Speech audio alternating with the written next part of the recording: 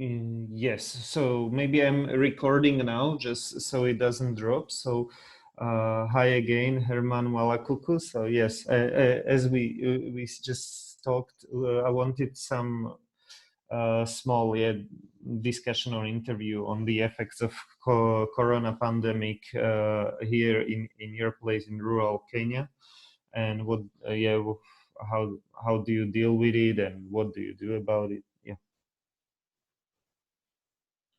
Thank you, Jacob. The coronavirus is here with us, and we are now being forced to change the norm. It has really affected the activities because we are being forced to change how we do things. First thing is that the businesses have been affected. The common businesses which have been affected include the hotels. The hotels are shutting down because people are not required or expected to be going to the hotels. The others which have been affected is the matatu industry. Matatu industry is being affected, one, because people are being discouraged from traveling, and therefore matatus are not doing any business. And even when they travel in the matatu, they are expected to keep the 1 meter distance. And therefore a matatu which used to carry 14 passengers, now it is carrying 7 or 8 passengers. And that's not a business according to them. They are running at a loss because the fuel prices remain high, and therefore the cost is chipping on them. We also have those people who are doing saloon and barber shops. Those ones are also getting affected. Most of these people are doing small scale business with a very small room, which could accommodate like 4 clients at a time. But now they are being forced to accommodate 1 client because of the 1 meter distance. And again, we also have those people who are doing the video shows. They are getting affected. Most of them were showing like football matches, which are no longer there, and therefore these businesses are closing down. The other area, of course, are those people who are employed for monthly salaries. Most companies are shutting down, and therefore people are losing job. People are being told to work from home. Working from home could mean perhaps using the social medias. But of course, in Kenya, most people are not either conversant or they don't have such facilities. The internet is very low, especially when you go to the rural parts of Kenya. The other effect is the change of culture. Kenya in particular, we are being forced to change how we live. There is, of course, the restricted movement. The Kenyan culture has it that we move, travel, visit our neighbors, visit our friends, visit our family members. Now that is not the normal. We are no longer visiting these people. That is something we are learning to live with. We also have the wedding ceremonies and burial ceremonies. These are ceremonies which used to be attended by hundreds of people, but now it's not a reality. You have a wedding which is attended by 4 people happening on Facebook, as opposed to how it used in previous, where very many people could attend and feast together. Now that is not going to happen. Burials, we used to have like the body in the mortuary for 1 week as we prepare for the burial ceremony. And during the burial ceremony, we were attending these burials overnight, awaiting for the burial day. Now it can't happen. It can't happen because we are being told to avoid crowding. We are being told to avoid travel. So you can't travel uh, to give your colleague a befitting burial or a last respect, as we used to call it. Now it can't happen. The burials are being attended by at most 15 members, and the burial ceremony takes at most 45 minutes. Previously, it used to take the whole day. Of course, the other effect is the fear. We're living in total fear. You see your family friend coming and you really fear. You just have to know, are they coming from the hot areas? So you fear. You can't greet them, you can't hug them, so you live in total fear. Even when you see a police vehicle, the villagers are running away because they feel like they are coming for us. Mm-hmm. And of course, the other effect is death. People are dying because of this corona. People are really dying. However, there are some positive effects. Incidentally, we are seeing some positive things that come with this COVID-19 pandemic. One is the high standard of hygiene. Okay. High standard of hygiene because every now and then we are washing hands. You cannot stay for long without washing hands. You touch something, you wash hands. Mm-hmm. And this used not to happen. And because of this cleanliness that is coming with us, then we feel like that is a positive impact. Previously, we used to suffer from some diseases, but now very few people are suffering from such, like stomach aches. Those ones are now gone case, and that is a plus. The other positive effect is pollution has gone down. Now we have less pollution. Previously, we used to have too much pollution coming from vehicles, a lot of smoke.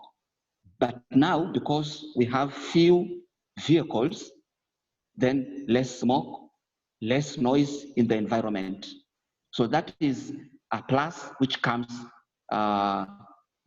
with the pandemic that is going on. So on one end, it's a negative, but on the other, it's a positive. So as we continue to live with this pandemic, perhaps we'll continue to see more positive, and we learn to live with this pandemic. Previously, we used to cherish the Sunday services, worshiping God. Now we are doing it online. Mm-hmm. And when you do it online, of course, you end up reaching more people.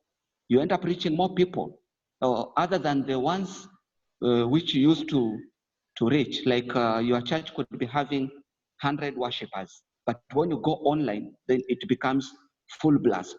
So in as much as we are crying that churches have been closed, but it is a plus.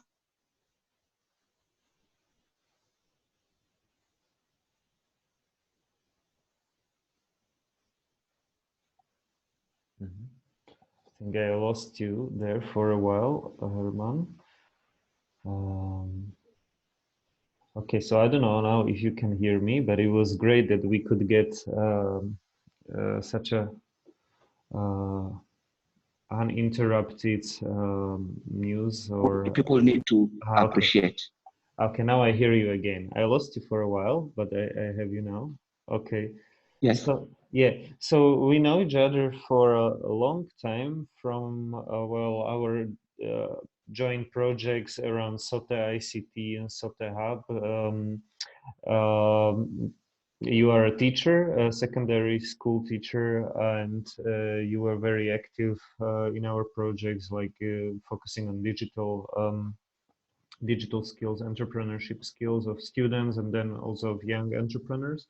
But you also now started to talk about church, about Yes. your church, and so you are also active, like in also during this COVID crisis or these pandemics, but also before you are active in your church, but you also you support some people or you help people. So maybe you, sorry, we got interrupted, but you just started to talk about your church and how the churches go online, and how you can, it's also a plus because you can reach more people maybe through Facebook on Sunday during your Sunday services.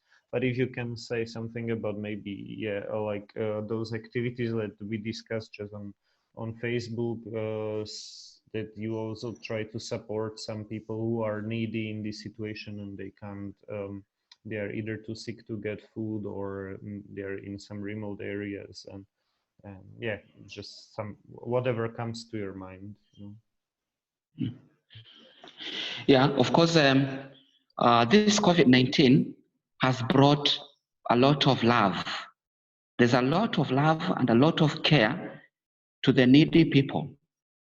I have witnessed people buying food, taking it to the vulnerable people. I'm also doing that in conjunction with my friends in Kenya and my friends in UK and a friend in Europe, where we buy food, we take it to the most vulnerable people, including the old people, those who are sick, the person living with the disabilities, and we give them food. We give them food. Currently, I have given out food to 37 vulnerable people, which can take them for 1 month. After 30 days, we'll see what will happen thereafter.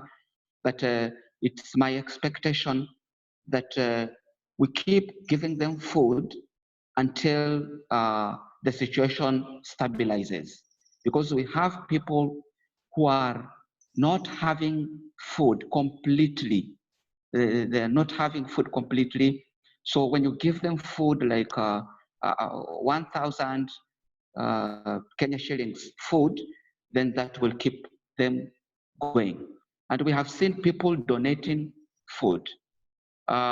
In Kenya, we have people, you raise money, then channel it to a committee, a select committee that will distribute food to the needy people. But of course, at a family level, you can buy food for your family members. So as we await for the government to do that, I am doing it for my family members. In pertaining the church activities, I used to be very active in the church. I train choir, and music is very influential in the church. That is one item that I could say I'm really missing, because now you'll have to record a song, then post it on Facebook, post it on YouTube.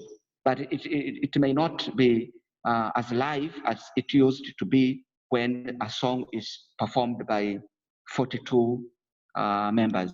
That's one thing I could miss. But I know, of course, previously, the song that we used to sing in the church is reaching out to the church congregants. But now when I record a song, post it online, like on YouTube, this song is reaching out to millions of people in the world. That is a plus. So there is a negative and there is a plus. Jakob. Okay, thank you. Herman, also, I don't know how much time you have left actually, but also maybe just if we can zoom in or just like more in detail, you said that you are helping like 37 people or something like that, and you buy like some flour, some staple food that they can last for like 1 month or something. So because you actually, we don't know how long or how long your lockup will be and what will be the situation. So maybe if you can just talk about it. I know that's we discussed it. I supported with a little bit some of your efforts, and you sent me some pictures, some photos. But it's quite interesting because this is kind of this is what interests me, like this support, mutual support on the community level, like in your area. So you are based still in Maungu, yeah? Is it true? In next to Voi, yeah? And you are supporting basically some local community people that you know that are maybe older or sick, or they for some reason they need more help than others or something like that.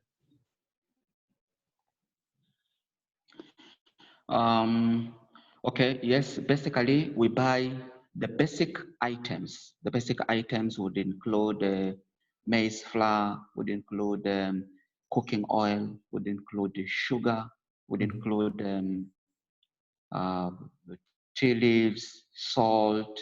These are the basic items. And I'm not doing it solely on my own, but I'm depending on well-wishers.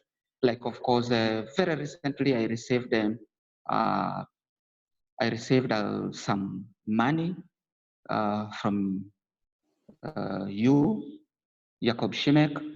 And this money, of course, was enough to cater for around 13, 14 people, buying them basic items that can take them for like 25 days or 30 days. Uh, I'm not in Maungu. I'm in a place very close to Voi, but the place is called Bololo. Bololo. Okay. That's where I come from. So I'm not in Maungu. When schools closed, I had to travel home, and now we are locked down at home. But because I have been staying with some people at Itinyi, I have also considered some few at Itinyi, around six people. I've helped 6 people from Itinyi, and then the rest from Mbololo. So at the end of 30 days, you know, of course, the basic items will not be there. The basic items will not be there and will need some replacement. That is why we keep on asking well-wishers, those who can donate the little they can. If you donate 1,375, that is 1,400 Kenya shillings, that could be enough food for one person for 1 month. That is the budget we are working for, the little budget. That's around, what is it, like 14 euros or dollars? How many dollars? 15 dollars maybe, or euros? That is like $14.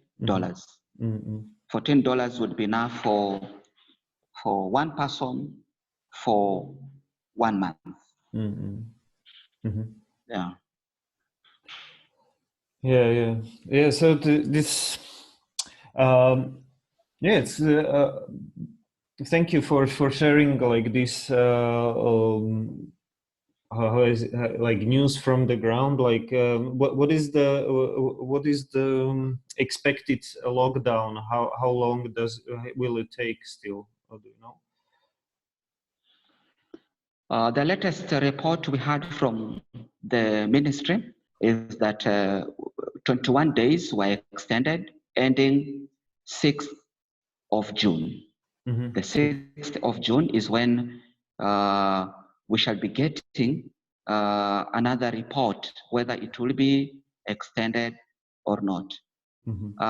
You remember, currently we still have deaths being recorded. We still have infections being reported every day. Even yesterday, the infections were reported, and now we are approaching 1,000 people being infected. And this is giving us a lot of fear that even after the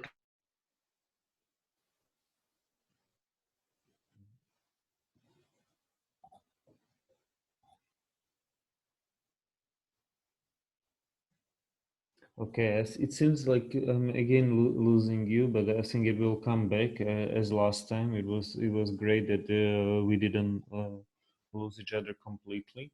So I'm just kind of talking to fill in the gap, but I think you will come online soon. So yeah, just like to again stress that we know Herman for a long time from our projects with 12 secondary schools and also some exchanges like between um, Slovak and Kenyan teachers and um, mm, sorry, yeah, it went sorry. off. Yeah, sorry. I was just talking to keep on to keep on recording, but okay, I got you back. So I'm happy. It's quite amazing. Just going back to the times when we knew each other, like in it was like 8 years ago or something like that. I don't know. It's time flies, but the internet back then was quite slow in at least outside of Boy. In Boy, it was quite Yes. fast still. But it's amazing that we can actually do video chat like with you, and you are in rural Kenya, right? Still, I mean, Yes. I remember, but I have to say, like, I think maybe I traveled through that area, but I'm not sure now because it's Uh, not in Kasigao. Yeah, it's somewhere else close to. Uh, it's somewhere on your way to Mwakitaba. okay. Yeah. All Yeah. right. Okay, so but it's amazing that we can chat like this, like almost uninterrupted. Before it was just difficult to load a page or something outside of some bigger cities. So sorry, I don't know. You even forgot what we were talking about last time.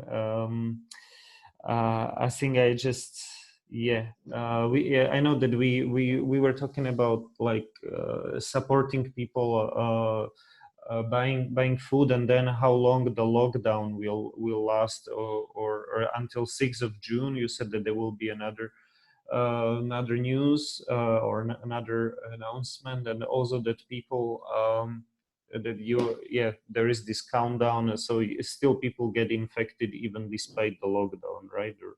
Or something Yeah. like that. So yeah, we are kind of slowly lifting the lockdown, or it's already almost lifted completely. I think since today there will be some new business or more businesses, like shopping centers were closed for 2 months at least, I think.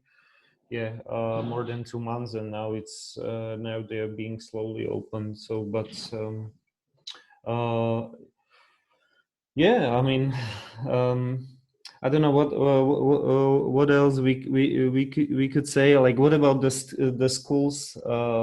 They are closed, and so do you keep in touch with your students somehow online, or how does it work, or what they are supposed to do?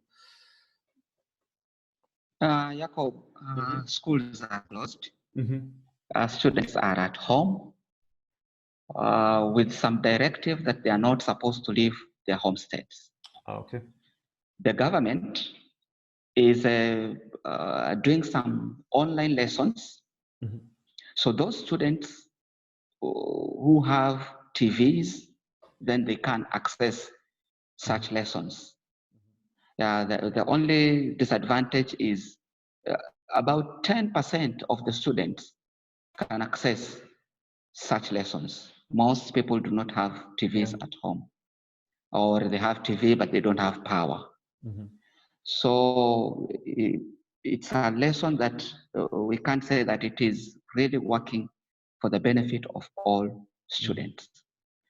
They they can access it on their phones probably through some online, I don't know, through YouTube or something, but not everybody has a smartphone, right? So yeah, and not very everybody. few have smartphones. And you know, even previously, it was the gospel of the government that students are not allowed to be in possession of mobile phones. Yeah. Because So from that directive, we can't expect any student to have the mobile phone.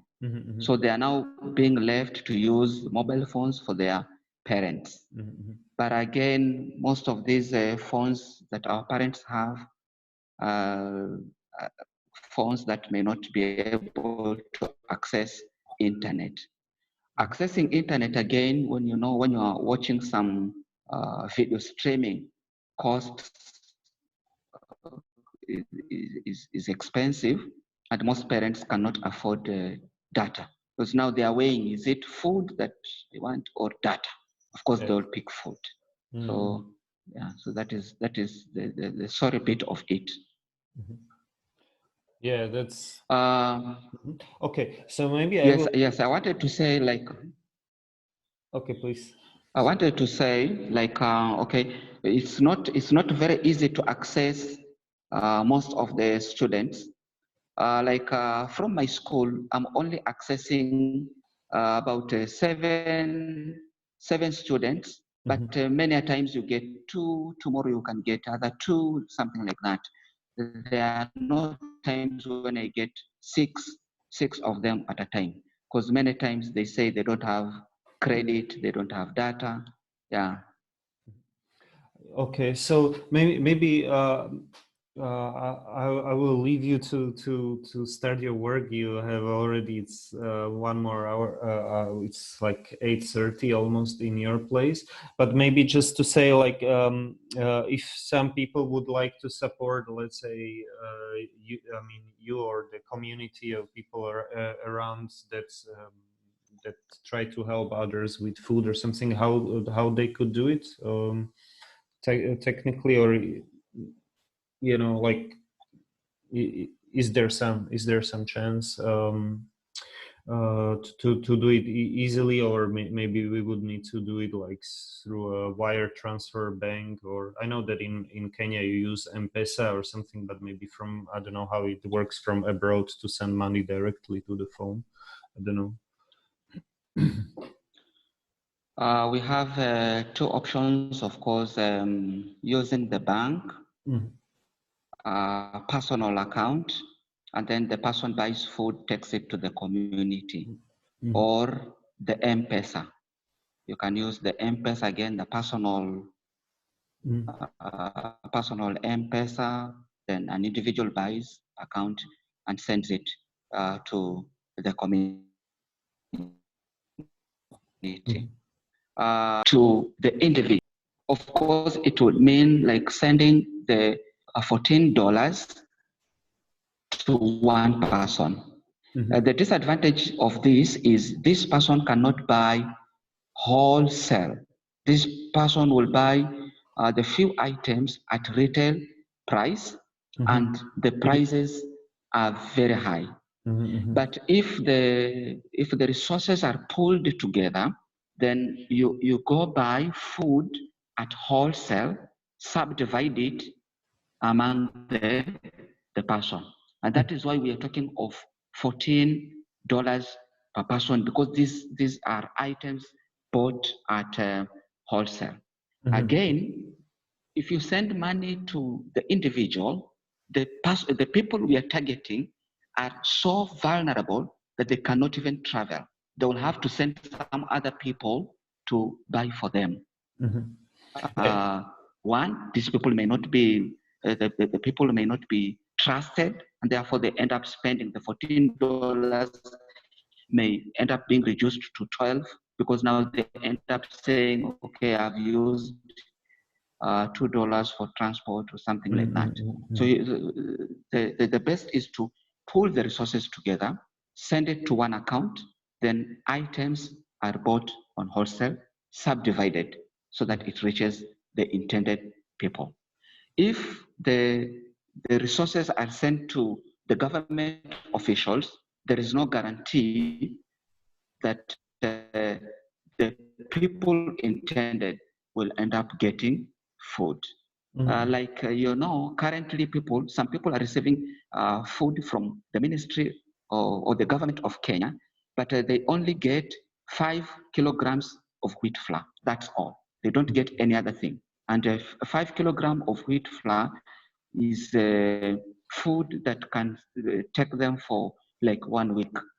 So that is what is happening to the government. So much resources is put aside by the government, but people benefiting are few, and of course getting very little. But remember, like the other time, I received about $20 from an individual, and it went benefiting about 14 persons who can now survive for 1 month. Not 20, but was it 20 or 200? Maybe you said that. You said 14 people that they can support. So, but it's, as you said, it's something like $14 per month, which is per one individual, right? Something. Sorry.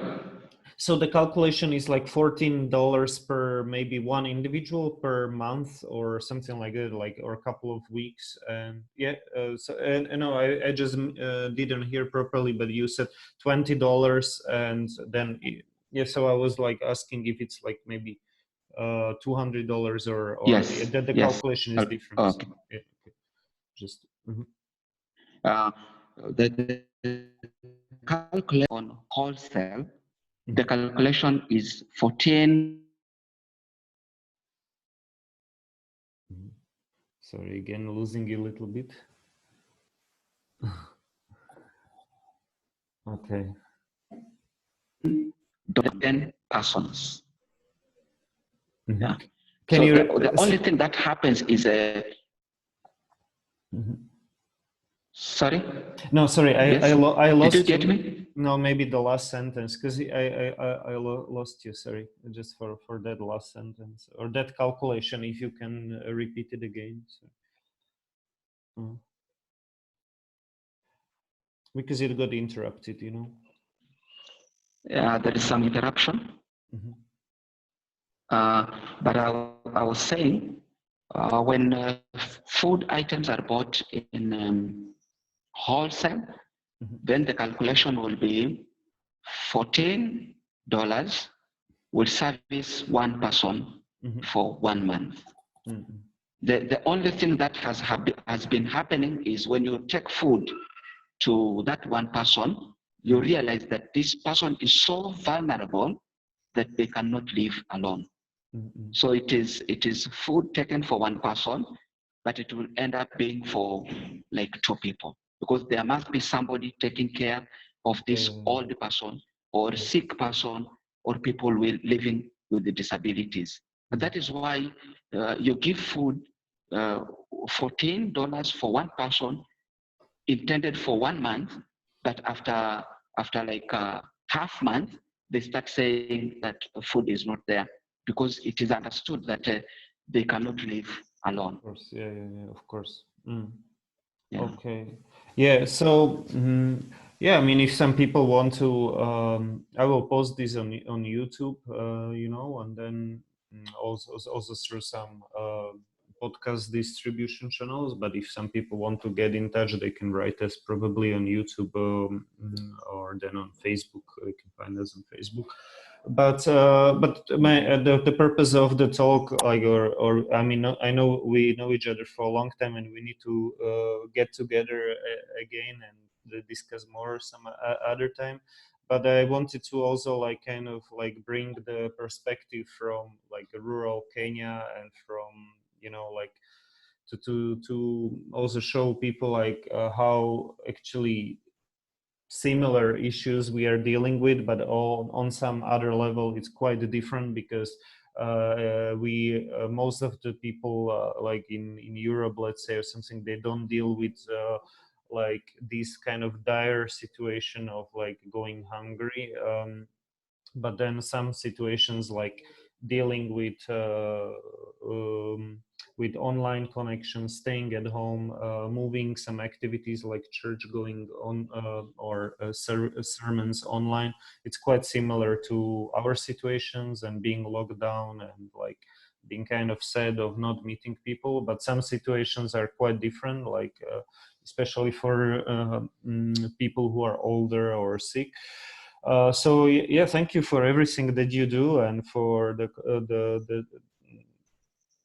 chat. And I hope I will be able to come to Kenya one day soon. I don't know. It's been 3 years. I haven't come. It's almost 3 years now.